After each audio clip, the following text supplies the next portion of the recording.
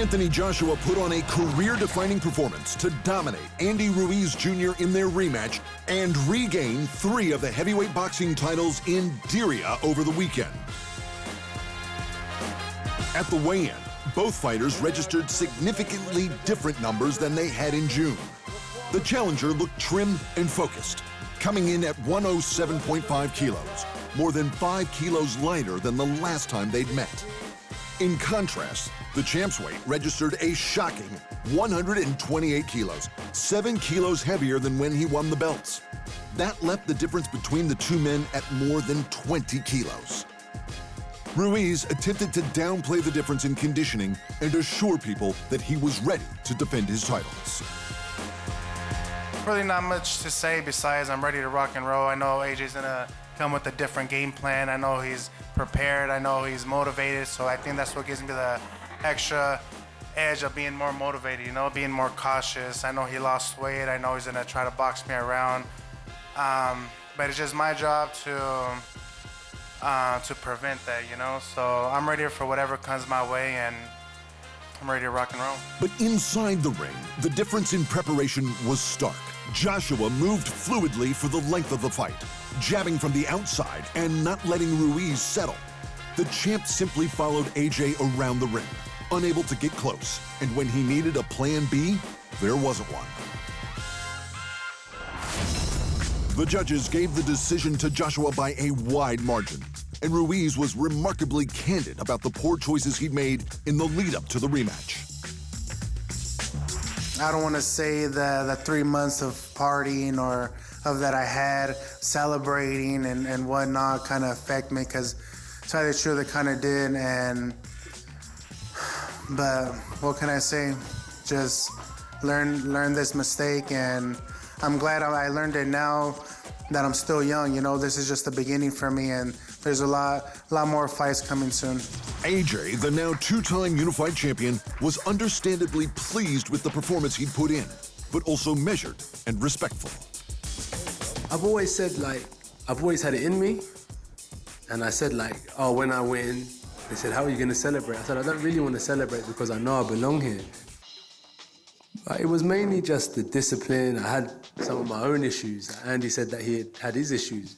You know, the things that come along with being a champion. Andy's a really nice guy, so it might have been hard to say no to certain things as well. But I just knew what was always in me. And on June 1st, I just got beat by the better man, and I just knew that I belong at a championship level. So the belts spent some time with me. The belts have spent some time with Andy, and I think the belts realized that they want to be around my waist, so they came home tonight. Unfortunately, with WBC champion Deontay Wilder and Tyson Fury scheduled to fight next April, and because boxing is an absurd business, it looks like at least one belt is due to leave Joshua in the near future. The IBF have already made it clear they expect Joshua to fight their mandatory challenger Kubrat Pulev next, while the WBO expect the same of their number one, Alexander Usyk. Unless AJ somehow books both men back-to-back, it is likely that whoever he doesn't fight will be fighting for a vacant belt, and the dream of an undisputed champion can wait for another year. One championship has handed out 2 brand-new kickboxing belts at Mark of Greatness. First up was the bantamweight title that was given to Russian Aliverdi Ramazanov, with a decision over Chinese fighter Zhang Chenglong. A vicious right straight in the third that dropped Zhang for the count was the most telling difference between the two men. Zhang was able to beat the count and put on a worthy performance, especially in the later rounds, where his combination work and pressure was able to shine. But the gap in the scores was too big to overcome, and Ramazanov became one championship's first ever kickboxing bantamweight champion.